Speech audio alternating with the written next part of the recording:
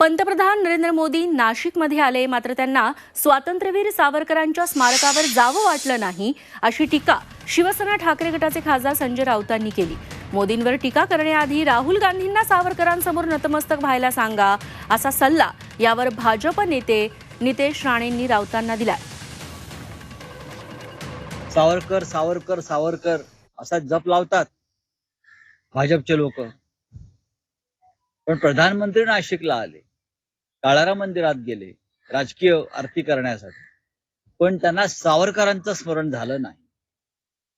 सावरकरांच्या भगूरच्या स्मारक स्थळी सोडाच, पण त्यांच्या सावरकरांचा साधा नामोल्लेख सुद्धा केला नाही, ही अत्यंत दुर्दैवी घटना आहे।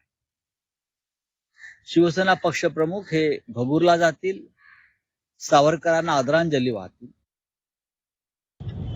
या 10 जनपदकडे हात पसरवायला आणि चाटुगिरी करण्यासाठी 24 तास पडलेला असता आणि त्या राहुल गांधीचे विचार, त्या राहुल गांधीचे सावरकरांबद्दलचे विचाराचा निषेधाचा ठराव तुम्ही तुमच्या त्या अधिवेशनात करणार आहात का?